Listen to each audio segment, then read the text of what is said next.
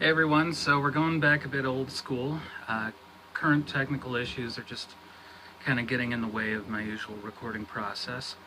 So what we're looking at today for this episode of Film Recommendations, old school style, is Starship Troopers Traitor of Mars.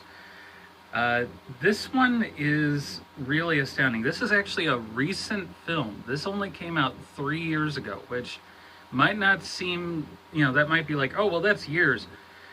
But given that we consider a lot of Marvel Cinematic Universe movies and even some DC movies and things like that fairly new, it's not odd to think of a film from 2017 as new. Now, that being said, it's an interesting sort of hodgepodge, if you will.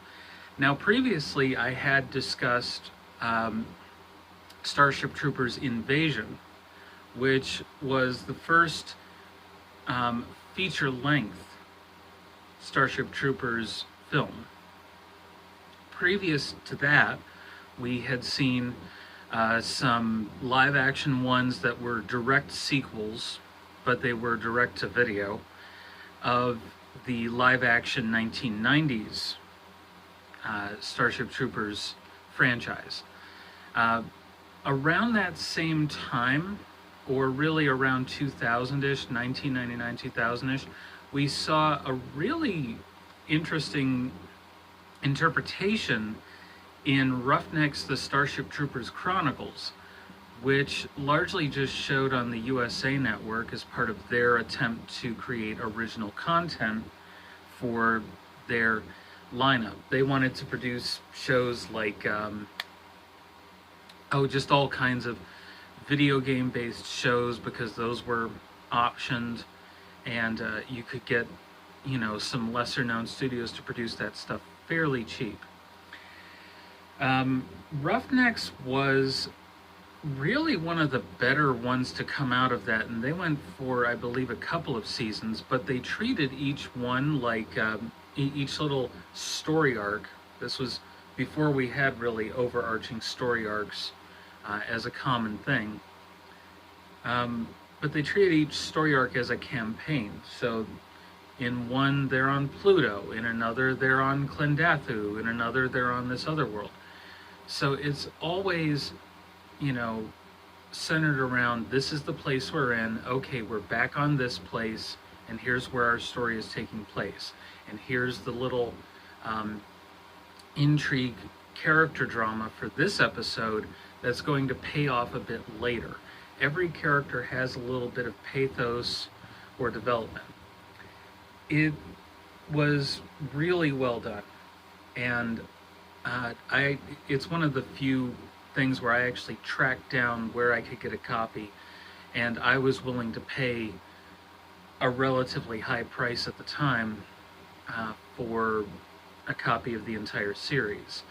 I'm sure it's available on streaming somewhere if you bother to look it up. I haven't, because I own a copy. But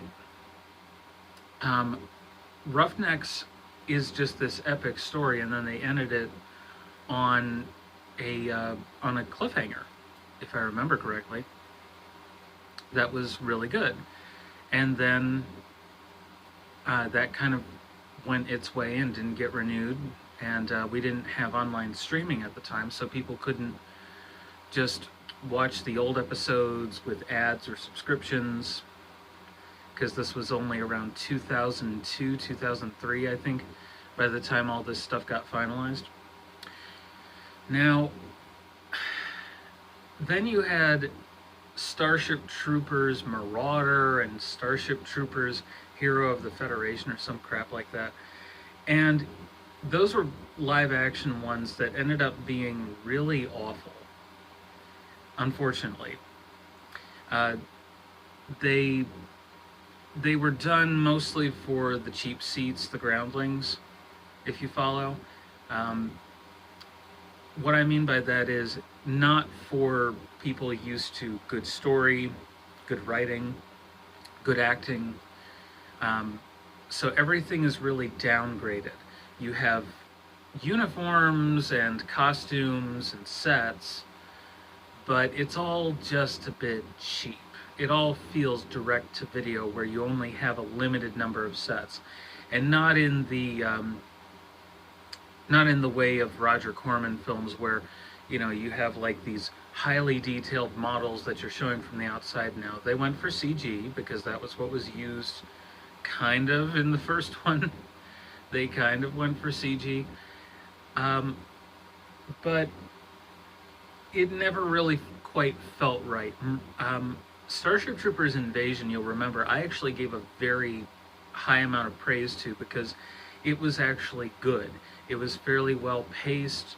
It felt organic to the Starship Troopers universe. And you're talking or hearing this from someone you're not talking to, but you know what I mean. You're hearing this from someone who actually read the original novel by Heinlein, and yeah, it was by Heinlein, not Crichton. Sometimes I get their stories mixed up. Anyway, yeah, Crichton wrote Jurassic Park and stuff like that. He didn't, yeah, anyway. Alright, yeah, it was by Heinlein. But Heinlein had a lot of fascination with Mars, and so it was kind of organic to set the next story there in Mars. And they do a lot of the predictable stuff, unfortunately. They start off by having Rico and his current squad inserted into combat, only to have it turn out to be a simulation. And how often have we seen that, where you start off a story with a very action-intense scene, kind of showing off the spectacle of the special effects and whatnot, only to have it turn out to be a dream or something like that, and it ends up being really derivative. I mean, they had that in The Princess Bride, where they started the third act, I think it was, with Buttercup having a bad dream. They break so that the grandson can talk to the grandfather and say, does Humperdinck win? What are you reading me this thing for? And, there's a little bit of outrage. Anyway, the storytelling device of having an emotionally intense scene doesn't really pay off if we have never met these characters before. It would have been better, in my opinion, just to start off by having an establishing thing. Kind of like you did with Roughnecks. That was one of the nice things about Roughnecks, was there was a journal entry at the beginning of each episode, so you got a sense of where you were in each episode. Okay, we're still on Pluto. Okay, we're still on Clendathu, whatever. The point is, you had this difficult situation that worked a heck of a lot better with that bit of narration. So you don't get that. You get the simulation trope instead. And it's just as cliched in the simulation as you would imagine.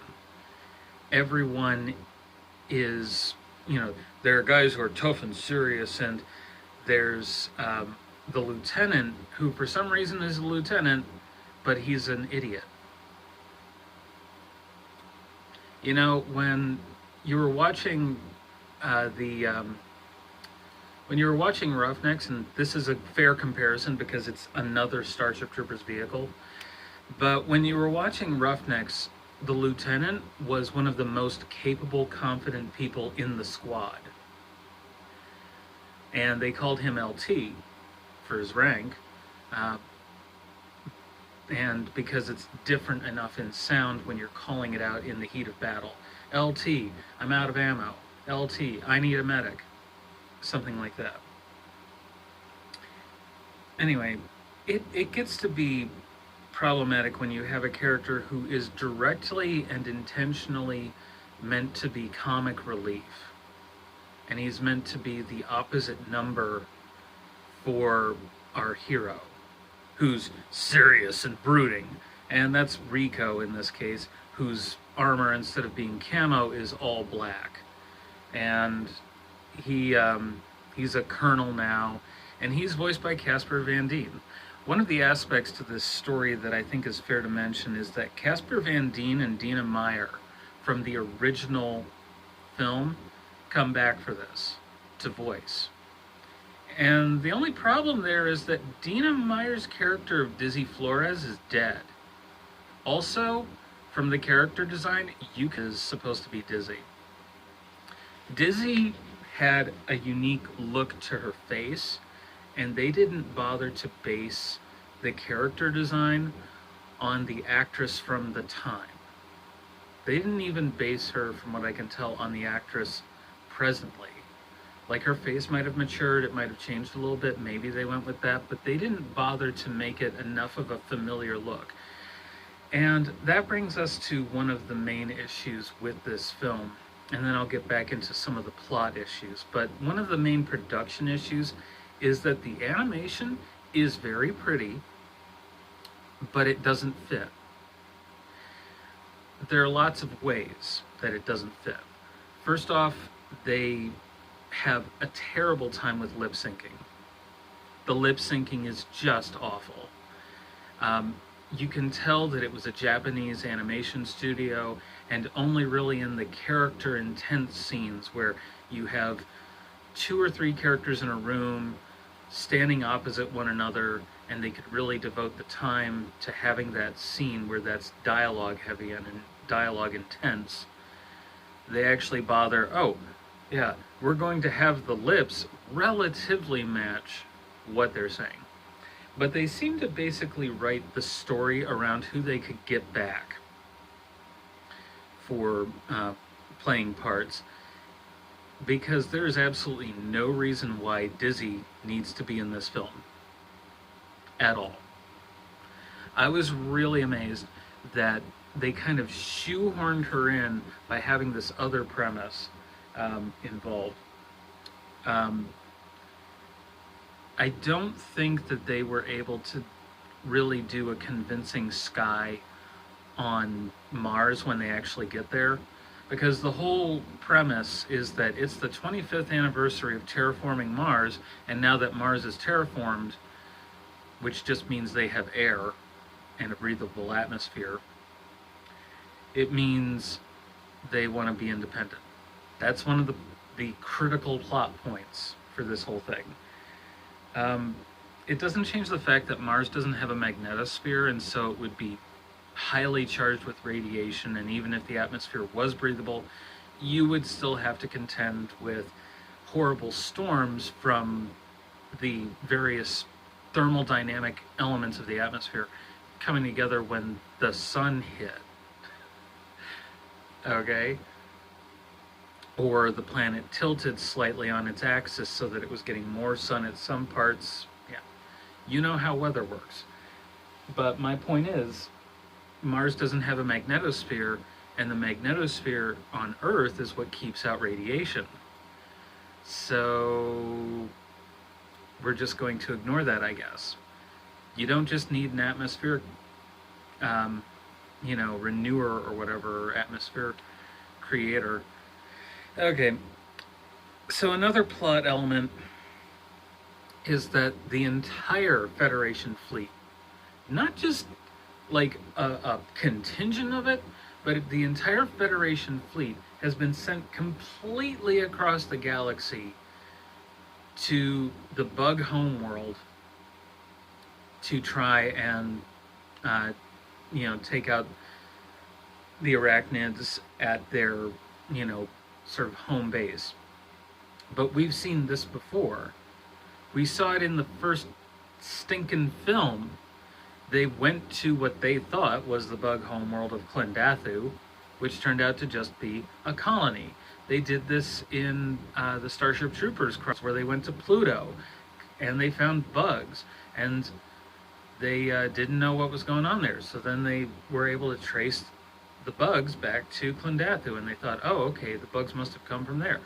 And then they go there, and they find out, oh no, the bugs didn't really come from there, they came from somewhere else.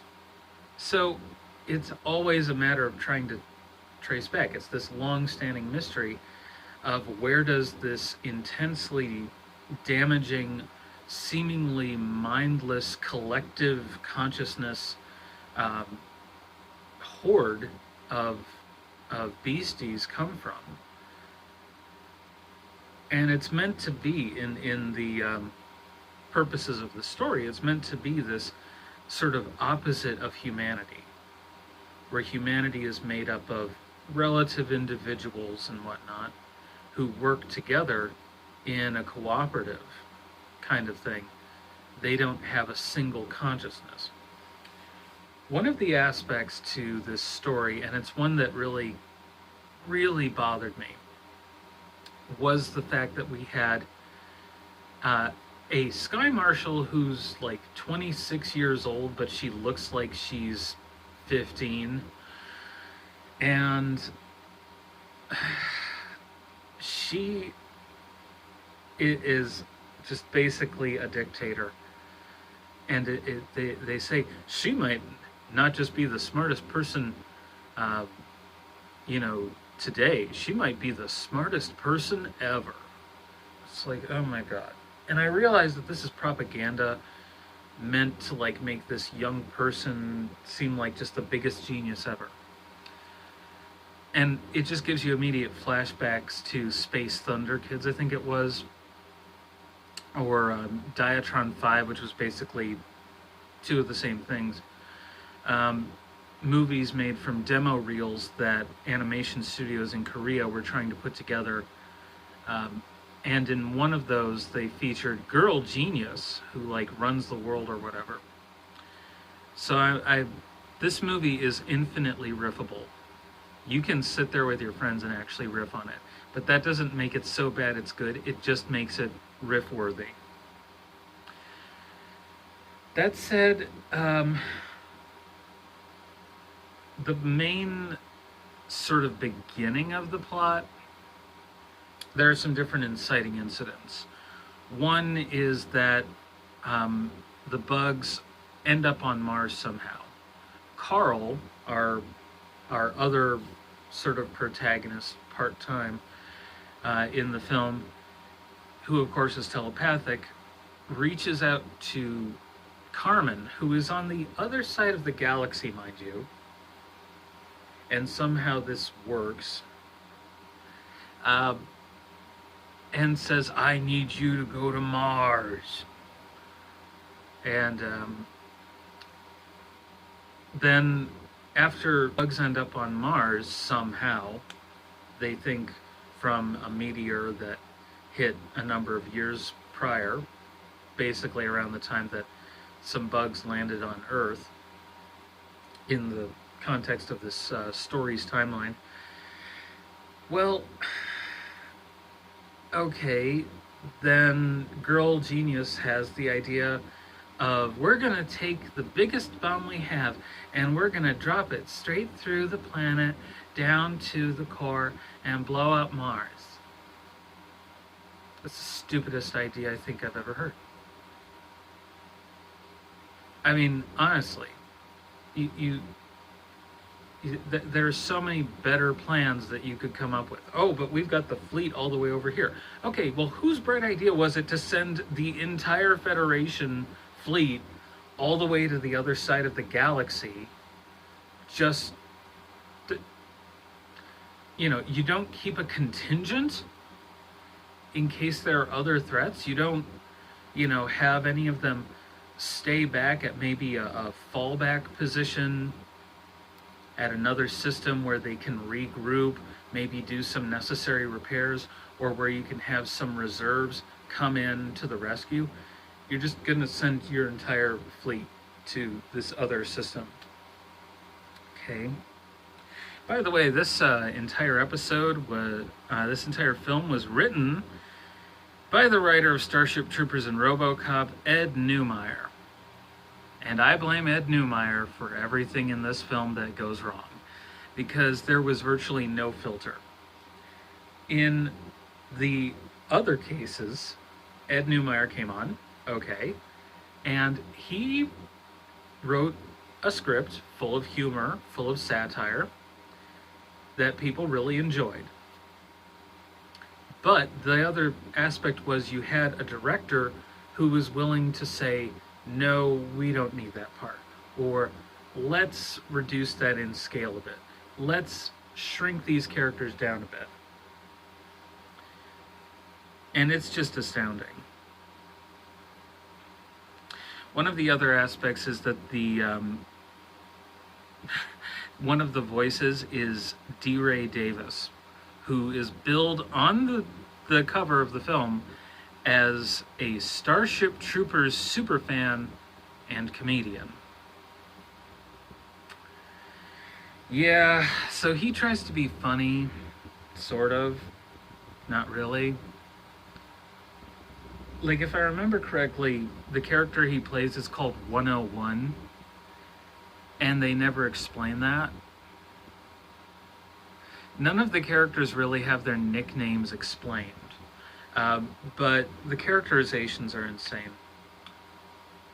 So, okay, what basically happens is the bugs get on Mars, they attack the space station and everything else in orbit, and the space station is where Rico and his troops are. So they're like, okay, well, we got to get to a drop ship. So they get on a drop ship and they drop down to the planet. Well, they drop down to the planet to take on the bugs, which is like your one squad versus all the platoons on Mars, which have been wiped out. I don't care if it was a sneak attack, and I don't care if you're doing a sneak attack. Guess what? Anyway. So the entire purpose of them getting on Mars is just so Rico can be on Mars alone. Yeah.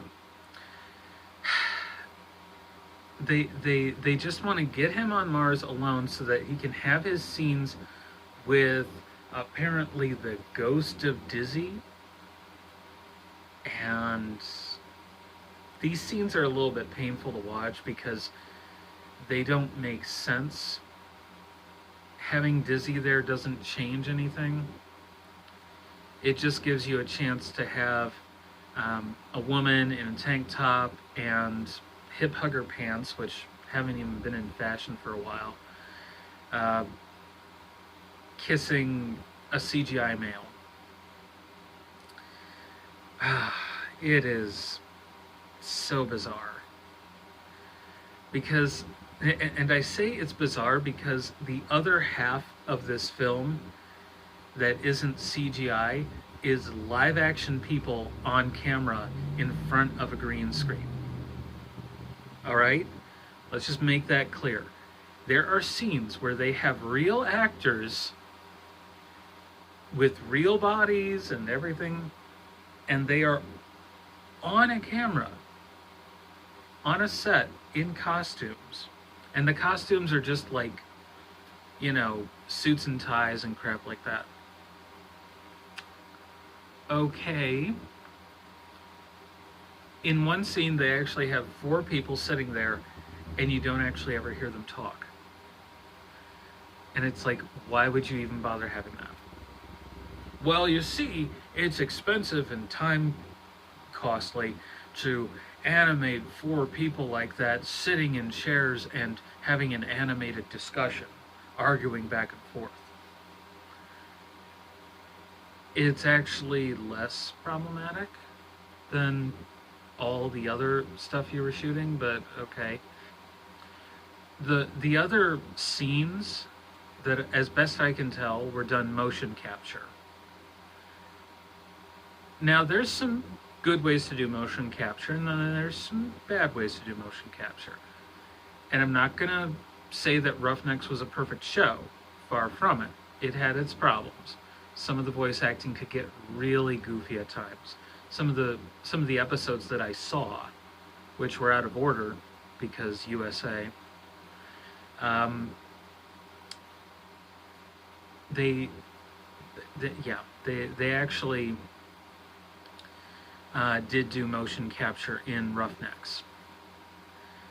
it was one of the easier ways to sort of get some of the animation stuff that they needed, because if you can just basically in the computer take the skeleton that's moving around with the different points of articulation and move that character to where you need in a relative scene by just draping a CGI character over them, you can do animation relatively quickly. And then you can just do close-up shots completely in other things. Like there's one where they're holding in the film here, where they're holding a spoon over one of their eyes and pretending to be Rico because he has an eye patch. Well, part of the premise of the film is that this is a squad entirely composed of people from Mars, which is supposedly just an agrarian farming planet since it's been terraformed. Okay. That doesn't quite make sense, but whatever. So as you just look at it, it's kind of awkward writing. But the juxtaposition of live action with CGI is very problematic in this. And I'll tell you why. The costumes in the CGI portions look like video game costumes. They cling to the body, and the bodies themselves are built in such a way as to make them unrealistic. You've got that uncanny valley that makes it just unrealistic to the point of, like, okay, yeah, this is a character. This is a character that's been drawn by pencil and crap, and they've just animated it. For instance, Rico has a lot of details on his face. He has scars coming from the one wound on his eye, which is actually on this side, but you get my point. He's hyper detailed. He has, whereas the real life Casper Van Dien has a good build for, you know, the masculine build that you want in that kind of figure for a film written by a hyper conservative man. But none of it just feels right when you cut to the live action people who are in regular clothing, their clothing falls a certain way, and it all kind of looks realistic. Carmen, on the other hand, and this is unbelievable, the way they designed her was clearly with fetish fuel in mind, and I have no other way of putting it. They have a uniform that clings tightly to her skin, and the usual comic book trope of having a part of her top that cups her breasts as if it was lingerie built into the suit. And then Girl Genius has a costume for her air, you know, the air marshal has a costume so that she essentially looks like a video game character, where everything is hypersexualized. A lot of the character design for this has the men with big, broad shoulders, unless they're goofy, in which case they're smaller, have slimmer shoulders, and the women have super narrow waists, curvy hips, and ample breasts. And it's like, why? Why are you doing this? Like, I get it that in the first film they had, like, people who were young and attractive. They basically hired models to do all their work. Okay, fair enough. That's how a lot of things go when they have teen casts. They go with people who are models / actors. But in this instance, they did such a horrendous job of not even trying. I mean, in the first film, you had women whose cup size was smaller than a C. And it just, it really astounds you when you see this crap. The actual production on Starship Troopers was apparently amazing when they first made it, because they were breaking a lot of ground that didn't get emulated until later. For example, I'll talk a bit about CGI in films. Starship Troopers was one of the first ones where you had an integration of CGI and live action. You had stuff where you had a vista on a green screen in films that came out like the same year, like Fifth Element, where there was a lot of spectacle. But it became problematic when you got into films like Starship Troopers, where they're supposed to be interacting. And as a result, they had to make live action props that you had one or two live action fighter bugs. You had a section of one of the tanker bugs, which are these big scarab-like ones that have thick exoskeletons and shoot flames. Okay, fair enough. And I think you had one part of the brain bug made to interact with a puppet of one of the cast members when he has his brain sucked out. Yeah, this is a gruesome film, by the way. All of these films are kind of gruesome, so it's not for the kiddos.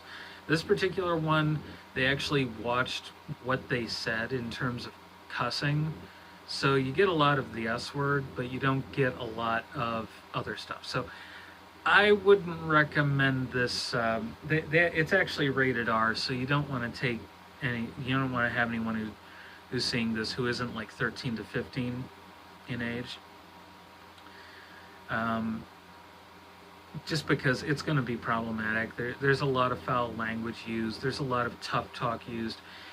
It can affect how a young person sees things, and it's problematic in this instance because the perspective is ultra-conservative, very binary, very masculine, dominant kind of thing. The writer had absolutely no idea how to write for women because the women are really two-dimensional, especially the one female character on the squad, which Rico calls the Lost Squad. Okay.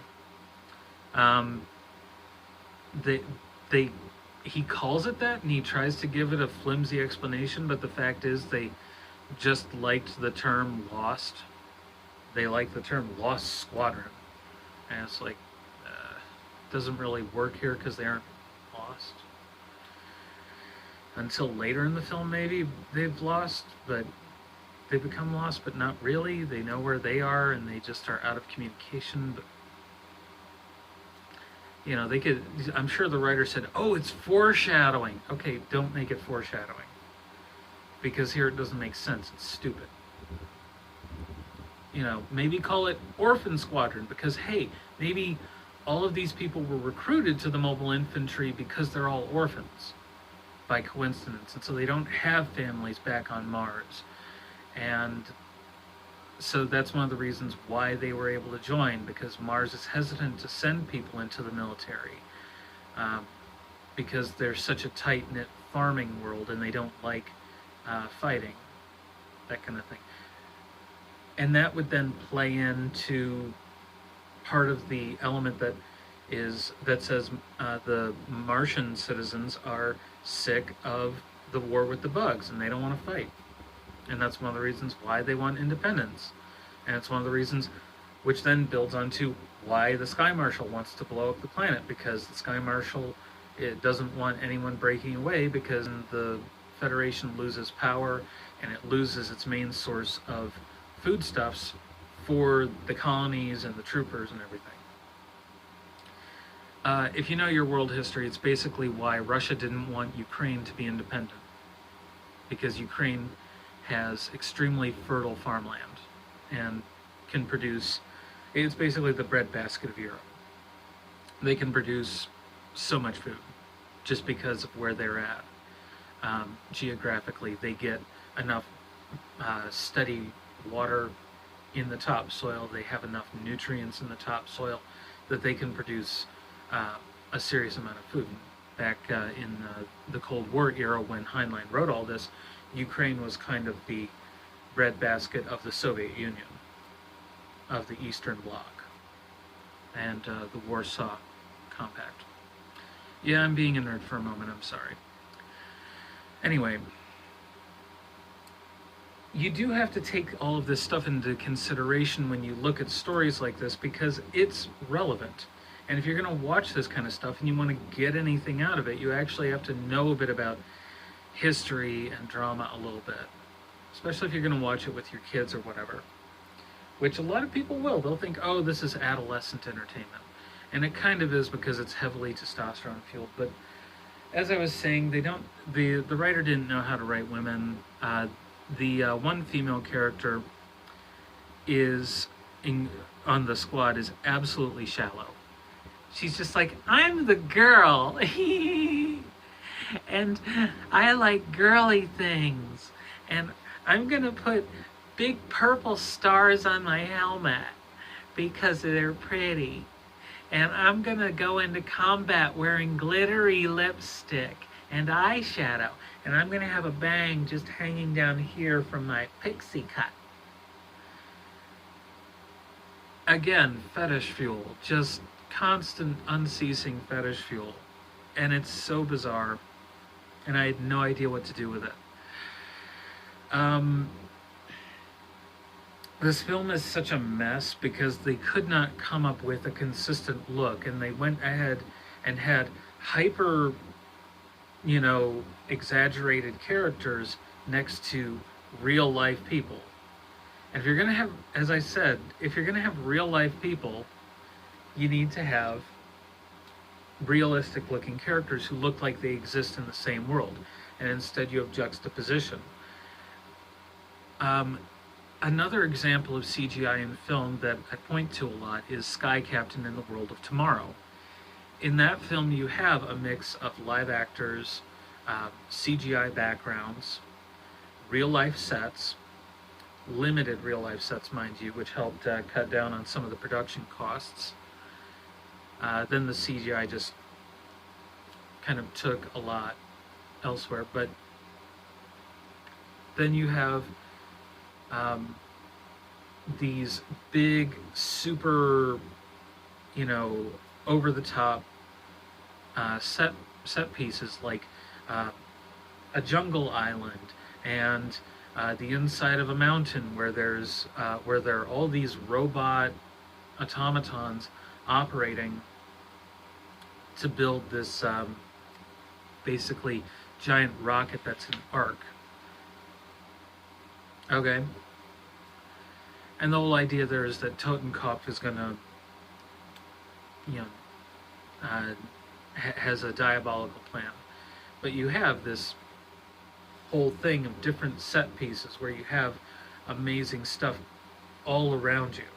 The actors weren't able to really act with that, but you saw later films like The Spirit, Sin City, the entire Star Wars prequel trilogy, all using technology like that for CGI, inserted and filled in so that you didn't need real sets. Okay? Except it didn't work. Here, you don't have people interacting with CGI. So at least the people on screen are sort of acting with each other, except they're terrible. At one point, they actually have a guy on a comment show, and he's clearly a real life actor, and they have different people come on who are all caricatures, who are offering their comments on what's happening, and it's all obviously supposed to be staged for propaganda purposes, of regular citizens calling in, and they have a lisping feminist male who is obviously meant to represent the contingent of people who don't like things. And it's just so stupid. Because you're taking pot shots. I mean, you're punching down with your attempt at humor. And it's so obvious that it's written by, a semi-conservative, maybe libertarian, middle-aged guy who feels like he has to be macho. Yeah. I'm sure I'm sounding exactly like the character that they shoehorned in, but I don't really care because their film sucks. It really does. It stinks. It stinks out loud. They have an interesting premise, but it doesn't work as a film. They have okay special effects, it looks fine, but then they shoehorn in these scenes to cut costs with live actors. And it completely makes it fall apart. It's one of the reasons why you haven't heard of this film as much until now. The Starship Troopers franchise is you always think it's dead, but just like the bugs, it resurges every now and again. But Starship Troopers was the basis for a lot of popular television and video game franchises. You have StarCraft, which is kind of a World of Warcraft thing. Well, not World of Warcraft, but Warcraft thing. But it gets to be really interesting. You try and challenge this stuff. You try and break it into something a little bit more worthwhile, and instead you get these problematic films and television shows. If you want to see a good version of the Starship Troopers story, check out Space Above and Beyond or Roughnecks, the Starship Troopers Chronicles. They're both way better. Or check out Starship Troopers Invasion, which does a decent job of almost integrating some aspects from Roughnecks into the Starship Troopers universe. It's not that bad for those two. Both of those were made around the mid to late 90s. They have really good actors in them, really good voice acting in Roughnecks compared to this, which is just god-awful. The ending isn't terribly satisfying. The action points are relatively okay, and where they leave you is fine, but the ending itself just isn't very satisfying. You feel like maybe it's just an end, a closing of the chapter, because at this point, 2017 means that it has been 20 years that they have been producing these Starship Troopers films. I don't think it was worth it. I think they should have finished with Roughnecks. I don't think they should have produced the live-action ones. I think Invasion was worth it. And this one was not a worthwhile attempt. It wasn't worthy of the source material, which I don't even think was that good in retrospect. But it was at least imaginative enough. Here, they do an interesting job of actually putting in stuff from the books into the films, but it still falls flat, and I don't think it's really worth checking out. We'll give it just a 3 out of 5. Take care. Bye. And check me out on Patreon, Twitter, Facebook. I'm on all platforms that I can be on. And if you want to donate to my Patreon or on Cash App. It's easy to find, just Claudia Reviews. Take care.